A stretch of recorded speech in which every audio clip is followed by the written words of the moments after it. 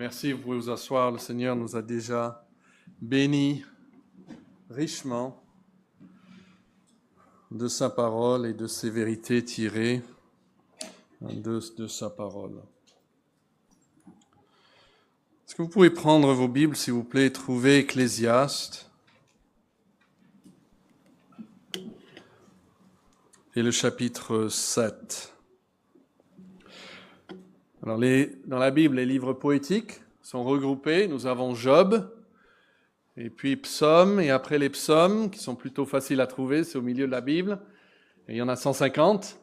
Il y a les Proverbes, et après les Proverbes, il y a l'Ecclésiaste. Et c'est le chapitre 7. Écoutons la parole de Dieu. Une bonne réputation vaut mieux que le bon parfum, et le jour de la mort que le jour de la naissance. Mieux vaut aller dans une maison de deuil que d'aller dans une maison de festin, car c'est là la fin de tout homme. Et celui qui vit prend la chose à cœur. Mieux vaut le chagrin que le rire, car avec un visage triste, le cœur peut être content. Le cœur des sages est dans la maison de deuil, et le cœur des insensés dans la maison de la joie. Mieux vaut entendre la réprimande du sage que d'entendre le chant des insensés. Car comme le bruit des épines sous la chaudière, ainsi est le rire des insensés. C'est encore là une vanité. Ésaïe 40, verset 8 dit « L'herbe sèche et la fleur tombe, mais la parole de notre Dieu subsiste éternellement. » Alors, juste un mot sur la manière dont nous allons aborder ce passage. Comme l'apôtre Paul en 2 Corinthiens précise, je suis moi-même un ministre de la nouvelle alliance, celle qui est scellée en Jésus-Christ. Et il serait donc dans notre intérêt de lire l'Ancien Testament avec sous les yeux et dans le cœur le Nouveau Testament, la nouvelle alliance. Les premiers chrétiens prêchaient Christ à partir de l'Ancien Testament et nous aurions tort de ne pas faire de même. Mais ceci dit, ce qui est intéressant pour nous en tant que croyants, c'est que chaque texte, même dans l'Ancien Testament, comme dans le Nouveau, il porte une vérité qui lui est propre. Dans un sens, la Bible serait incomplète sans chaque texte. Et nous ne voulons donc pas simplement utiliser un passage de l'Ancien Testament comme tremplin pour aller après dans le Nouveau Testament. Nous voulons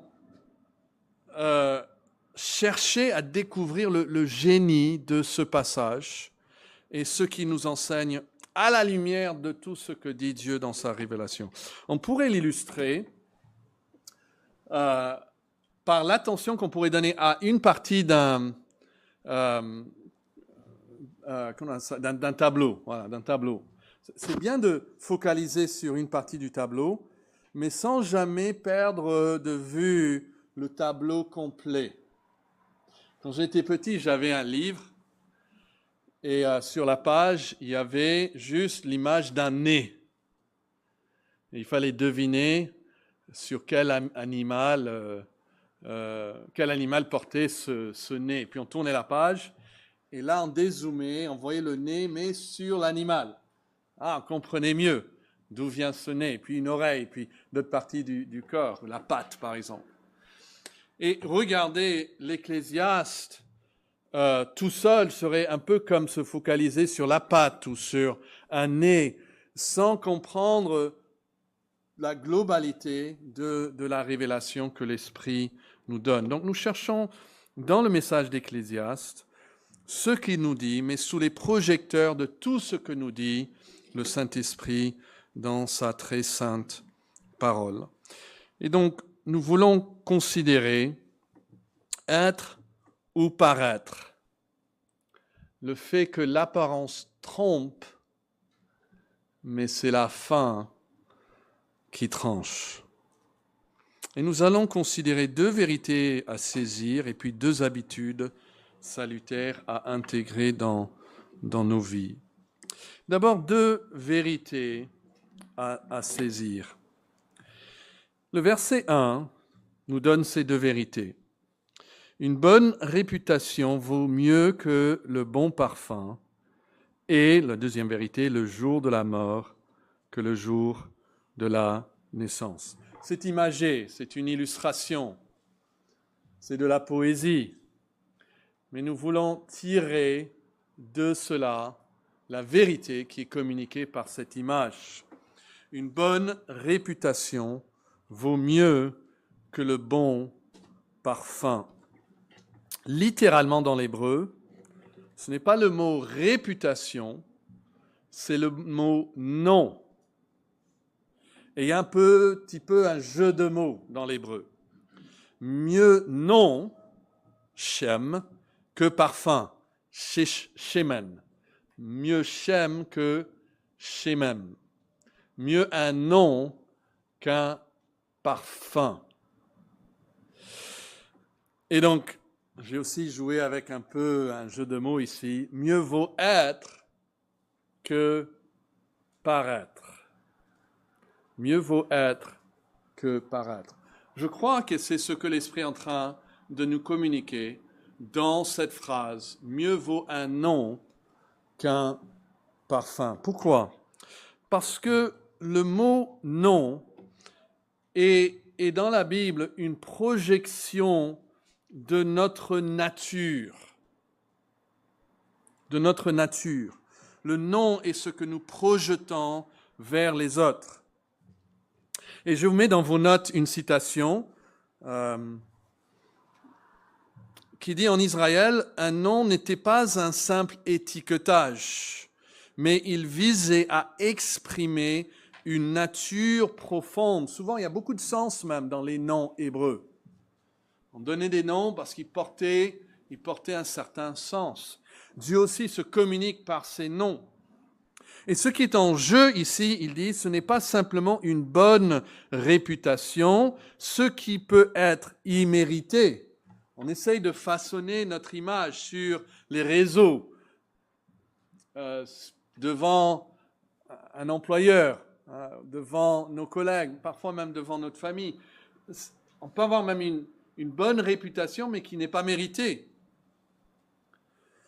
Mais il parle ici d'une renommée, oui, parce que c'est un nom, c'est quelque chose qu'on projette, mais qui découle du caractère. Un tel nom était hautement estimé. Même Dieu, au moment de l'Exode, il dit, si vous regardez, par exemple, le Darby ou la NBS, que Dieu s'est fait un nom en délivrant le peuple d'Israël. Il fait des choses pour la gloire de son nom. C'est cette idée de sa gloire même. Il veut projeter son nom devant le peuple. Donc, un nom est une véritable projection de notre nature. Il y a une réalité. Ce n'est pas une fausse réputation, c'est une véritable réputation. Et le contraste dans le verset, c'est le nom vaut mieux que quoi? Un parfum. Vous voyez ça en verset 1? Alors, le parfum, vous pouvez facilement comprendre ça. Le parfum, c'est une projection aussi. Mais c'est la projection de ce qui nous est étranger. Comme le nom, c'est une projection vers les autres. C'est ce que les autres vont rencontrer, vont voir en nous. Mais contrairement au nom, qui est le reflet de notre caractère et le reflet de notre essence propre, le parfum est d'une nature étrangère à nous-mêmes. Lorsque je mets du parfum,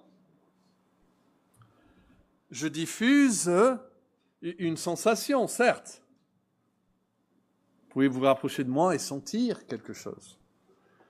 Mais chacun sait, je n'ai pas besoin de vous le dire, que c'est un parfum qui a été acheté ailleurs, n'est-ce pas? Qui a été fabriqué par quelqu'un d'autre, que j'ai acheté, que j'ai mis sur moi-même, et que c'est ainsi que cette odeur est projetée sur les autres. Même si ça vient du corps dans un sens, on sait que ce n'est pas produit par le corps. Et ce que je répands alors n'est pas une émanation de mon être, mais une fragrance empruntée, une odeur que j'ai achetée, une identité de substitution. Et le message donc, c'est qu'un nom qui vient du caractère, projection du caractère, est mieux qu'un parfum qu'on se met sur nous pour couvrir peut-être notre caractère. Les parfums dans la Bible étaient très très connus, utilisés pour les fêtes telles que les mariages. On le voit dans le psaume 45 par exemple. C'était en soi une bonne chose. Mais les parfums étaient utilisés aussi pour des enterrements. Je vais vous lire par exemple Jean 12, verset 3. Marie prit alors un demi-litre de nard pur. Et puis on le précise comme un parfum très cher. Elle le répandit sur les pieds de Jésus et les essuya avec ses cheveux. Toute la maison fut remplie de l'odeur de ce parfum. Et puis, vous savez, on l'a critiqué, etc. Et Jésus intervient en verset 7, il dit « Laisse-la faire, c'est pour le jour de mon enterrement qu'elle a réservé ce parfum. » Et puis, effectivement, quand Jésus meurt, en Jean 19, il nous est rapporté dans le verset 39 que Nicodème est venu, et c'était lui qui auparavant était allé trouver Jésus de nuit, et il apporta environ 30 kilogrammes. Imaginez, 30 kilos d'un mélange de myrrhe et d'aloe. Et tous deux, Joseph avec Nicodème, prirent donc le corps de Jésus, l'enveloppèrent de linge funéraire et en y mettant des aromates. Et puis il précise, selon les usages funéraires des Juifs. C'était la coutume des Juifs de faire ainsi. On n'embaumait pas le corps à l'époque. Les Égyptiens faisaient ça, mais pas ailleurs. Plutôt, on l'enveloppait et on y mettait des aromates. Et le parfum des aromates était destiné à dissimuler pour un temps la pétrification de ce corps, la décomposition de ce corps. Mais tout le monde savait, tout le monde était au courant que le parfum ne venait pas du corps lui-même. On mettait sur le corps pour cacher ce que le corps de lui-même émanait. Il masquait pour un temps ce qui naturellement sortait de ce corps. Et on savait que ça n'allait pas durer. Pensez à Lazare, vous savez, il avait certainement été enterré avec tous ses aromates. Il était bien aimé, pleuré par beaucoup de Juifs. Et pourtant, on n'est que 4 jours après, et Jésus il veut ouvrir le tombeau, et sa sœur dit à Jésus, il ne faut pas le faire. Pourquoi? Parce que les aromates qu'on a mis ne sont plus efficaces après ces 4 jours. Mieux vaut être que paraître. Une bonne réputation, un bon nom qui émane directement de son caractère vaut mieux que le bon parfum qui ne peut que masquer la réalité. Sous l'Ancien Régime, les rois de France et ceux qui les entouraient mettaient beaucoup de parfums. Il y avait à l'époque la crainte même de l'eau, de se laver. Ils pensaient que l'eau ouvrait les pores et que la maladie entrait. Donc ils faisaient le toilettage à sec. Ils se frottaient et ils mettaient des parfums. Mais le parfum ne faisait que cacher la réalité. Elle ne pouvait pas l'enlever. Ça, c'est la première vérité. Mieux vaut être que paraître. Mieux avoir un vrai nom qui provient du caractère que de se couvrir d'un bon parfum qui ne fait que cacher la réalité. Et puis il y a une deuxième vérité aussi dans le verset. Il dit une bonne réputation vaut mieux que le bon parfum, et le jour de la mort que le jour de la naissance. Qu'est-ce que cela peut dire? Alors je vais vous donner ce que je pense être la réponse, et puis nous allons le voir dans le texte. Je pense que le fait que le jour de la mort est meilleur que le jour de la naissance et que la vanité de la vie terrestre prend fin avec la mort. C'est-à-dire, ce n'est pas le début de la vie, mais la fin de la vie qui disperse la vanité. Ce n'est qu'à la fin de la vie que dissipe la brume de la vanité.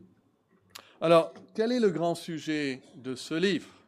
Quel est le grand thème de l'Ecclésiaste? La plupart ici, j'imagine, le connaissent déjà. Mais trouvez chapitre 1, parce qu'il le dit tout de suite en commençant ce livre. Ecclésiaste, chapitre 1, regardez les versets 1 et 2. Parole de l'Ecclésiaste, fils de David, roi de Jérusalem. Verset 2. Vanité des vanités, dit l'Ecclésiaste. Vanité des vanités, il le répète. Troisième fois, tout est vanité. Tout est vanité. Alors, qu'est-ce qu'il veut dire par le fait que tout est vanité? Alors, je vous partage ici trois choses qui viennent de mon pasteur, Ken Cassius, que je trouve sont très justes et nous aident à comprendre le livre. Le mot vanité apparaît plus de 40 fois dans ce livre. Et en hébreu, il s'agit du mot ével, qui signifie littéralement souffle ou vapeur. Vous voyez, le mot lui-même est une image. Il dit que tout est souffle, tout est vapeur. Et contrairement à ce que l'on pourrait penser, il ne signifie pas simplement futile ou inutile. C'est une métaphore pour décrire la nature de la vie humaine ici, comme il va dire plusieurs fois, sous le soleil, c'est-à-dire sur la terre.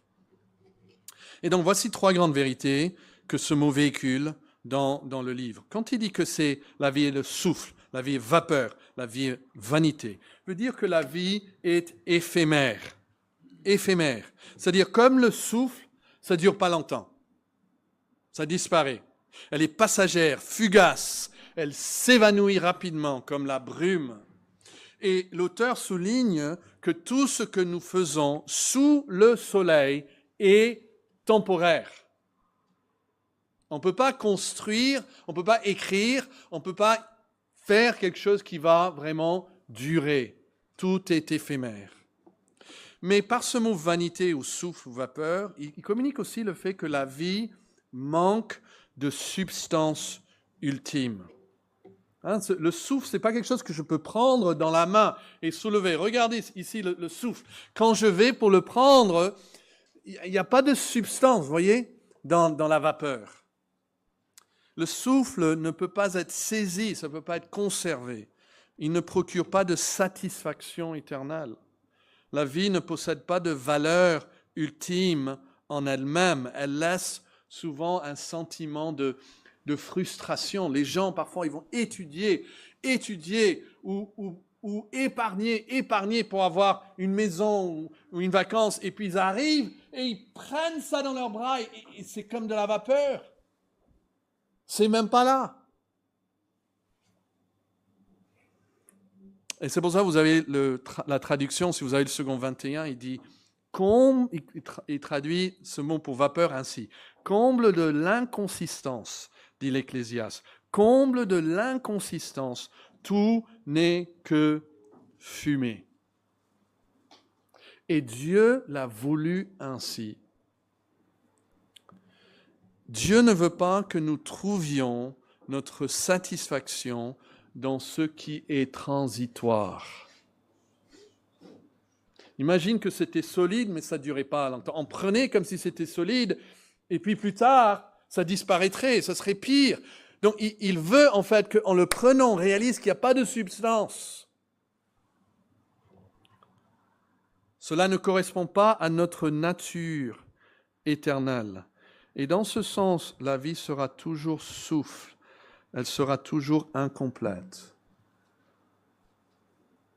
Dieu nous a créés pour lui-même, disait le Saint Augustin, et on ne trouvera pas de satisfaction en d'autres choses.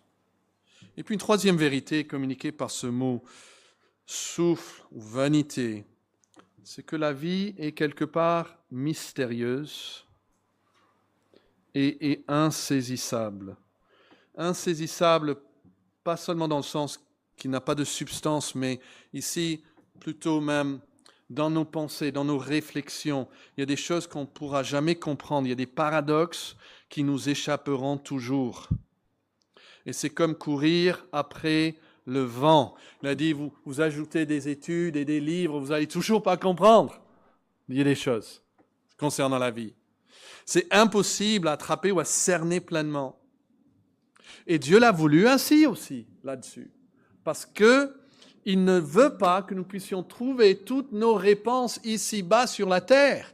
Il ne veut pas une philosophie de vie humaine qui explique tous les phénomènes de la vie.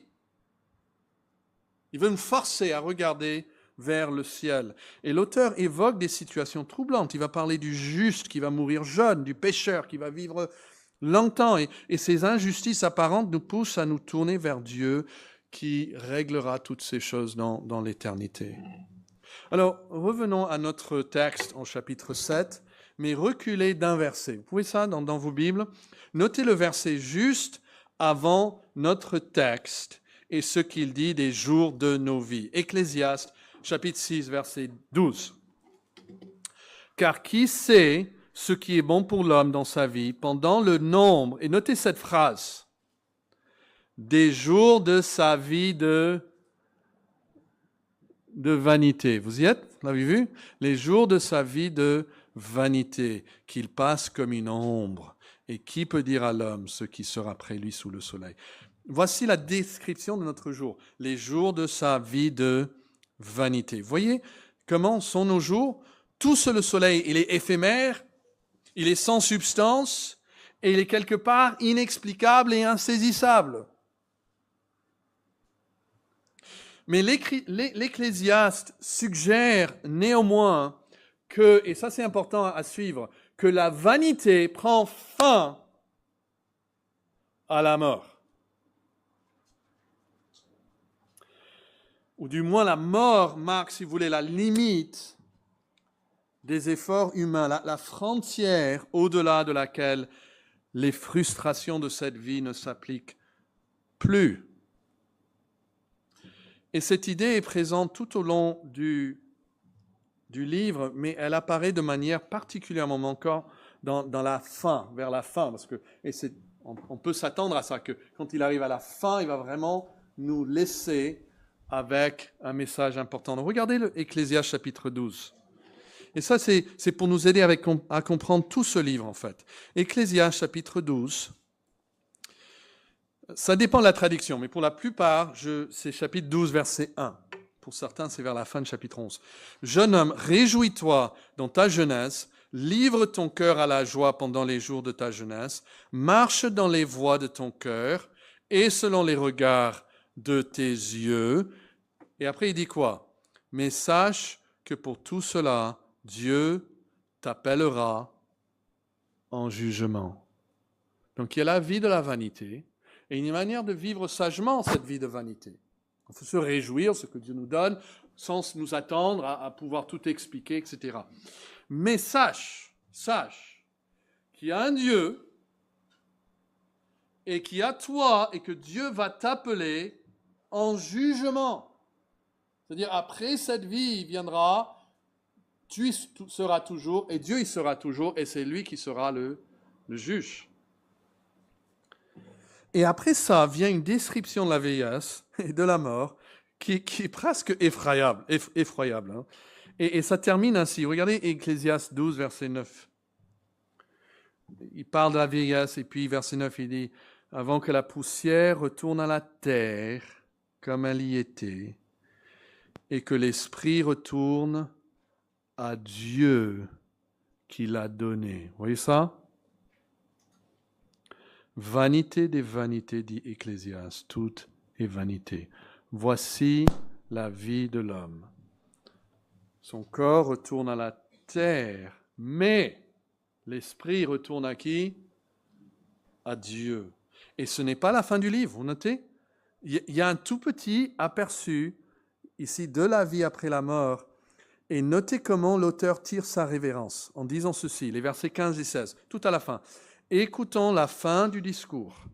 C'est quoi? Crains Dieu et observe ses commandements. C'est là ce que doit faire tout homme, car Dieu amènera toute œuvre en jugement au sujet de tout ce qui est caché, soit bien, soit mal. Vous voyez que le thème de ce livre n'est pas le jugement éternel. Ce n'est pas la vie éternelle, ce n'est pas la vie après la mort, ce n'est pas le thème de ce livre. Le thème de ce livre, c'est vraiment la vie terrestre. Et c'est sur ça qu'il va se concentrer. On ne s'attend pas que l'Ecclésiaste soit une répétition de Romains, par exemple. Mais l'Ecclésiaste prépare pour Romains. Néanmoins, le sens final du livre est que Dieu amènera toute œuvre en jugement, que notre esprit retourne vers Dieu et que même le jeune homme va un jour rencontrer Dieu. Et ça, c'est loin d'être la vanité. Il ne présente pas le jugement de Dieu comme une vanité. Au contraire. Donc avec cette pensée, ce message d'Ecclésiaste, tout ce le soleil est vanité, c'est la vapeur. Mais après, il y a quand même Dieu. Revenons à notre texte, si vous voulez bien, avec cela à l'esprit, et posons-nous la question, pourquoi le jour de la mort est mieux que le jour de la naissance? Et lisons-le dans la phrase qui vient juste avant encore. Regardez, Ecclésiaste 6, verset 12. « Car qui sait ce qui est bon pour l'homme dans la vie pendant le nombre des jours de sa vie de vanité, qu'il passe comme une ombre? Et qui peut dire à l'homme ce qui sera après lui sous le soleil? Une bonne réputation, un bon nom vaut mieux que le bon parfum. Et le jour de la mort vaut mieux que le jour de la naissance. » Le jour de la mort sonne la fin de nos jours de vanité. Nos jours ici-bas sont des jours de vanité, mais la mort sonne la fin de ces jours. Et ce n'est qu'à la fin d'une vie que se dissipe la brume de la vanité. Donc, un bon nom vaut mieux qu'un bon parfum. Mais à quel moment de la vie? Même un enfant, les Proverbes disent, est connu pour ses actes. Mais là où ça tranche, là où nous allons voir si sa vie n'était que des parfums qu'il procurait d'ailleurs, ou un caractère réel, c'est le jour de sa mort. C'est devant Dieu même que cela sera tranché. Donc voici les deux vérités. Mieux vaut être que paraître. Et réalisez cela aussi, que ce n'est qu'à la fin d'une vie que se dissipe la brume de la vanité. La vanité de la vie prend fin lors de la mort. Et donc les versets qui suivent, les versets 2 à 6, nous donnent deux habitudes salutaires à intégrer dans sa vie. Je pense qu'il y a une habitude qui est développée dans les versets 2, 3 et 4 et une autre au verset 5 et 6. la première attitude à développer, ceci étant le cas, le verset 1 étant la vérité, il faut méditer régulièrement et avec sérieux sur ce qui nous attend après notre départ de ce monde. Regardez les répétitions de ce mot « mieux ». Verset 2. « Mieux vaut aller dans une maison de deuil que d'aller dans une maison de festin. » Pourquoi ? Ce n'est pas que les festins sont mauvais. Mais voici la raison. Car c'est là la fin de tout homme, et celui qui vit prend la chose à cœur. Vous voyez, il vient de dire, le jour de la mort est mieux que le jour de la naissance, mais il faut prendre cela à cœur. Il faut prendre à cœur cette vérité. Et quelque chose qui pourra vous aider à méditer sur cette vérité, c'est d'aller dans une maison de deuil plutôt que dans une maison de festin. Juste la semaine dernière, mon fils me racontait qu'il est allé aux obsèques d'un jeune homme de 30 ans qui est décédé, père de 2 petits-enfants qui vont avoir ce mois-ci 5 ans et 2 ans, une veuve qu'il a laissée après 7 ans de mariage. Il est mort à 30 ans d'un cancer très très rare. Et puis il a quitté ses obsèques et presque 800 personnes étaient là, vraiment très touchant. Il est parti à l'anniversaire de le garçon de sa cousine qui a 1 an, qui a fait un très grand anniversaire pour son fils. Il a fait les deux dans le même jour. Et les deux sont bons. Mais il y a un qui nous pousse à réfléchir à notre fin. Vous voyez ça, le verset 3 maintenant ? Mieux vaut le chagrin que le rire. Car avec un visage triste, le cœur peut être vraiment content. Le monde pense à content comme juste le rire. Mais là, il y a une joie qui n'est pas le rire. Il y a le sérieux. Mais le cœur peut être quand même plein, satisfait. Jésus a dit, heureux même ceux qui pleurent, car ils seront consolés. Nous vivons dans une société qui valorise la distraction et recherche sans cesse ce qui amuse. J'ai même lu des gens qui ont donné des instructions pour leurs propres obsèques et ils ont demandé à leurs amis de mettre en scène, en fait, des choses pour faire rigoler, pour faire de ces obsèques une grosse blague. Le monde actuel nous pousse à fuir le sérieux en nous noyant dans le divertissement. On veut rire de tout. Et donc, il y a un programme spécialisé ça. On va prendre la politique, on va faire un sujet de rire. On va prendre la religion, on va faire un sujet de rire. On fait ça même, les problèmes familiaux, même le divorce, on va faire un sujet de rire. Et même la mort, on va s'en moquer. Mais le verset 4 dit que le cœur des sages est dans la maison de deuil et le cœur des insensés toujours dans la maison de joie. C'est-à-dire, pas une vraie joie ici, mais cette idée de se divertir. Et la maison de deuil mentionnée au verset 2, vous voyez ça, et encore au verset 4, ça fait référence, on le sait, aux funérailles, où la courte nature de la vie est montrée. Donc il ne s'agit pas ici de la tristesse en général, mais vraiment un sérieux face à l'incertitude, à la courte durée de la vie. Si on revient à Ecclésiaste 7, verset 1, la maison de joie pourrait donc représenter la naissance, le jour de la naissance, tandis que la maison de deuil rappelle la réalité de la mort. Et c'est une question de cœur. Il dit, le corps plutôt des insensés, ils peuvent être occultes. Mais leur cœur est quand même dans une blague ou quelque chose de léger. Ils imaginent quelque chose. Et de nos jours, on peut prendre même le téléphone et on peut, même au culte, peut se divertir.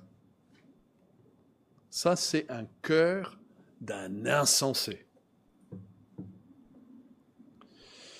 Le pire des insensés. Dans le proverbe, il y a 5 mots pour un insensé. Il y a un simple, ignorant, etc. Mais vous savez, le pire, le plus grave, il est appelé quoi en proverbe? Il est appelé un moqueur. Un moqueur. Pourquoi? C'est cette idée de rire. Il se moque même du péché. Il fait du péché un sujet léger et drôle.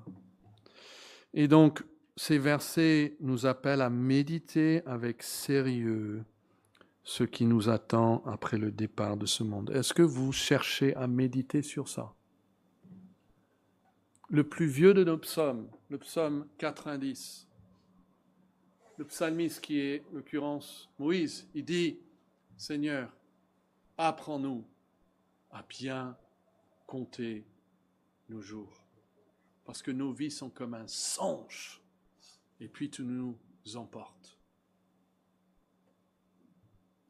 Et puis la deuxième habitude à cultiver dans ces passages, il dit « humiliez-vous », c'est de s'humilier, « humiliez-vous sous la réprimande du sage, plutôt que de vous laisser divertir par les rires des insensés. » Il contraste ces deux choses. Vous voyez ça, verset 5, il dit « Mieux vaut entendre la réprimande du sage. » Une réprimande n'est jamais une chose joyeuse en soi. Hébreux 12 le dit. Il dit qu'aucune discipline n'est en lui-même un sujet de joie, mais plutôt de tristesse. Mais il produit plus tard, il dit, des fruits paisibles. Et donc il faut recevoir la réprimande. La Bible dit qu'il faut recevoir les blessures d'un ami plutôt que les baisers d'un ennemi. Ici, c'est les réprimandes d'un sage plutôt que les rires des insensés. La Bible dit qu'un fils sage écoute les réprimandes de ses parents. Il les reçoit. Il n'en fait pas une blague. Mais c'est plus facile de rire.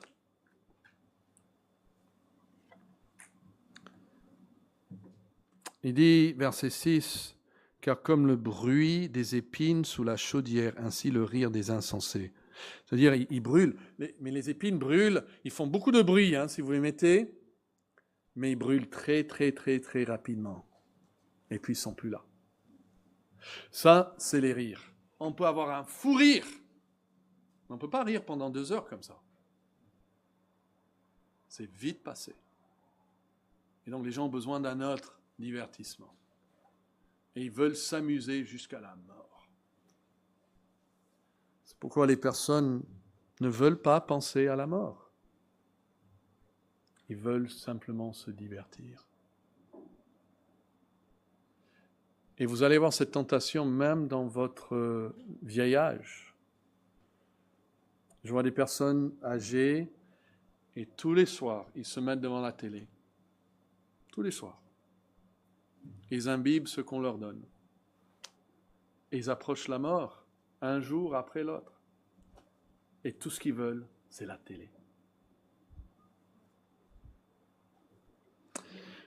Donc ces habitudes salutaires à intégrer dans nos vies. Méditez avec sérieux ce qui nous attend et humilions-nous sous la réprimande du sage. Et donc l'application de ce texte, je le dis ainsi, ne vous laissez pas séduire par l'image que vous projetez. Seule la vérité de votre être a du poids. Et seule la fin de votre parcours en révélera la solidité. Les premiers à être leurrés par l'image qu'on donne, c'est nous-mêmes. Souvent, on met du parfum pour nous. On veut se sentir, on le dit comme ça, on veut se sentir Je me sens beau. Je me sens belle dans ce vêtement. C'est pourquoi je la porte. Nous pouvons nous séduire nous-mêmes par notre parfum, s'imaginer que cela représente nous véritablement. Et vous avez certainement vu cela. Une jeune fille qui est douée, qui est bénie par Dieu avec une beauté, elle se croit belle et elle prend une importance dans cela. Elle est importante car elle est belle. Et le jour de sa mort, ou un jeune homme, il a une belle voiture, ou il a une belle copine, ou il a trouvé un bon travail. Il se croit fort, il se croit intelligent, il se croit mieux que les autres, parce qu'il projette à l'instant même une certaine image. Oui, mais où seront ces choses lorsqu'il est sur le lit, à l'hôpital, à 99 ans, et que plus personne ne s'intéresse à lui? Il y a dans la Bible les gens qui se sont séduits eux-mêmes par l'image qu'ils projetaient. Pensez aux pharisiens. On voit cela en Matthieu 23. Ils se croyaient justes à cause de leur statut. La Bible dit qu'ils faisaient des choses pour être vus de l'homme, mais après ils se croyaient justes parce qu'ils faisaient ces choses. Ils se sont leurrés eux-mêmes. Ils ont dit, voilà, je fais ça pour être vu, mais après ils se voient eux-mêmes et ils se croient justes. C'est une illusion. Jésus les a comparés à des sépulcres blanchis, beaux à l'extérieur, mais remplis de mort à l'intérieur. Et eux, ils ne le voyaient même pas. Leur hypocrisie les empêchait de voir leur véritable état spirituel. Les apparences extérieures, la réputation publique qu'on projette, peuvent dissimuler une corruption intérieure. Pensez aussi à l'église de Laodicée, c'est en Apocalypse chapitre 3. Qu'est-ce qu'elle disait d'elle-même? Vous vous rappelez? Elle disait, je suis riche, je me suis enrichi, je n'ai besoin de rien. C'était sa vue d'elle-même. Il y a des gens qui pensent que le problème aujourd'hui, on a une opinion de soi qui est trop basse. Souvent, c'est le contraire. La Bible dit, il ne faut pas avoir une trop haute estime de soi-même. Et eux, ils se disaient, oh, nous, on a tout. Je ne sais pas par rapport aux autres églises, mais... Et c'était une illusion. Ils ne réalisaient pas, Jésus leur dit qu'ils étaient misérables, pitoyables, pauvres, aveugles et nus. Et leur pauvreté spirituelle était masquée par, il semble, des richesses matérielles qu'ils avaient. Et la leçon, c'est que le confort et le succès peuvent nous endormir dans une fausse impression de santé spirituelle. Je dis, oh, je vais à l'église, je lis ma Bible. La Bible dit, heureux les pauvres en esprit. Et c'est quelque chose qui m'étonne souvent, même ceux qui admettent qu'ils sont pauvres physiquement, ils n'ont pas beaucoup d'argent. Ils vont même peut-être vous le dire, j'ai besoin d'argent. J'ai dit, mais j'ai quelque chose pour votre esprit. Ah non, mon esprit, il a tout ce qu'il faut. Je suis riche, j'ai pas besoin. Non, j'ai pas besoin. Mais avec Dieu, non, ça va. Vous êtes sûr? Oui, ça va. J'ai la paix. Je prie. Je suis mieux que les autres. Il y a cette satisfaction de soi, mais le jour de sa mort, est-ce que ça va être la réalité? Ou est-ce qu'on est leurré par nos propres parfums? Pour prendre un exemple de l'Ancien Testament, pensez à Goliath en 1 Samuel 17. Il se voyait comme invincible grâce à sa taille et sa force. Mais c'était une illusion dont il a cru lui-même. Il s'est moqué de David. Il pensait que la victoire était assurée. Il a sous-estimé la puissance de la foi et de l'intervention divine. L'orgueil fondé sur sa propre force peut aveugler la personne face à sa véritable vulnérabilité. Et c'est pour ça que la Bible dit que celui qui croit être debout prenne garde de tomber. Ne soyons pas séduits par notre propre parfum. Et ne méditez pas seulement sur la fragilité de la vie, mais aussi sur la solidité de ce qui suit. C'est-à-dire, une fois, la minute après la mort, Il y a une solidité qui est éternelle. Il n'y aura pas de changement d'adresse après la mort. Il n'y aura pas de changement de statut. Il n'y aura pas de réconfort, ne serait-ce qu'un tout petit peu d'eau donnée à ceux qui souffrent en enfer. Ce sera l'éternité sans fin. Réfléchissez à cela. La fin d'une vie vaut mieux que son début. On fête un anniversaire, on fête la naissance. On ne sait pas ce qui adviendra à ce bébé. On ne sait pas l'avenir. On ne sait pas s'il fera beaucoup de bien ou peut-être il fera beaucoup de mal. Je me rappelle encore quand mon père est décédé d'une manière très soudaine. J'ai pensé à ces jeux où il y a des pions, vous savez, et quand en jeu on fait le tour, si on tombe dessus, on l'enlève et on doit recommencer. Mais il y a un moment, il y a un endroit, si on arrive assez loin, où on est sain et sauf. Ça s'appelle la maison. Et là, on ne peut plus toucher à notre pion. Et j'ai pensé à ça avec mon père. J'ai dit, il est là, il est sain et sauf. Que peut faire le diable? Que peut faire les misères de la vie, la tristesse, les questions qui se posaient pas? Il est sain et sauf. Et la Bible dit en Apocalypse que Jésus-Christ même, il est en train de paître ceux qui sont au ciel. Oui, pour le croyant, le jour de la mort est mieux, beaucoup mieux que le jour de la naissance. C'est pour ça que nous fêtons notre nouvelle naissance, n'est-ce pas? Il ne suffit pas d'être né, il faut être né de nouveau en Jésus-Christ, parce que c'est cette nouvelle vie qui n'aura pas de fin. Et je veux terminer avec une histoire que Jésus raconte. C'est en Luc chapitre 12.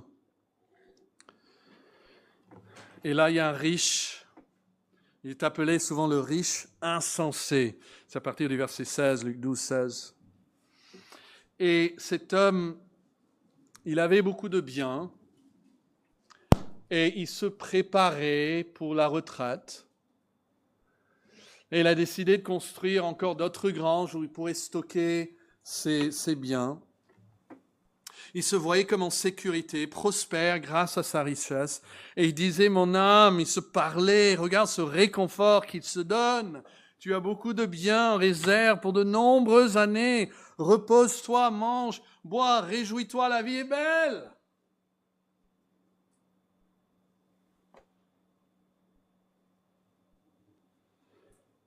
Mais la réalité, c'est que Dieu l'appelait insensé.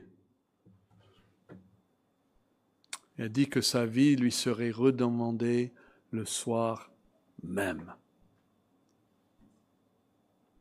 Il a confondu abondance matérielle et sécurité durable.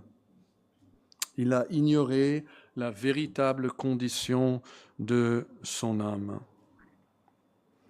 En Jésus-Christ seul se trouve la sécurité face à la mort.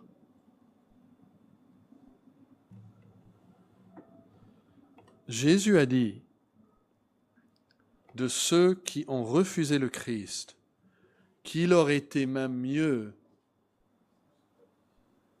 de ne pas naître.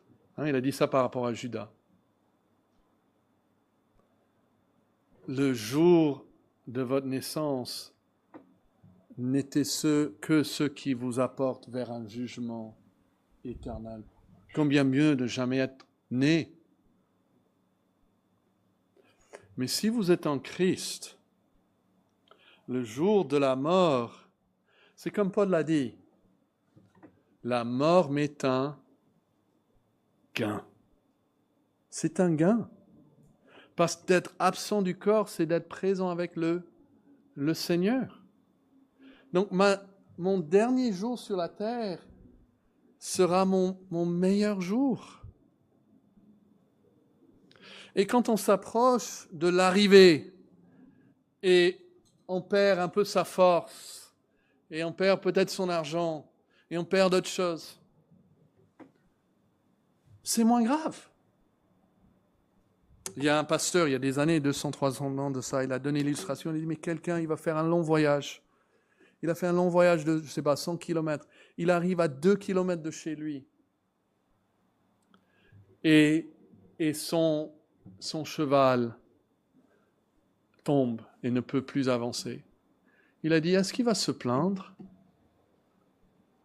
quand il sait qu'il a que 2 kilomètres à faire avant l'arrivée et il sera chez lui? Nous sommes proches de l'arrivée et nous devons garder les yeux fixés sur lui, mais savoir que Jésus seul nous donne cette sécurité face à la mort. Il est venu sur la terre. Jésus-Christ est devenu homme. Il a vécu une vie parfaite. Il a obéi à toute la loi. Et à la fin de sa vie, ayant mérité la vie, il a reçu la mort. Ça, pas simplement la mort physique, ce que nous connaîtrons aussi si Christ ne revient pas auparavant.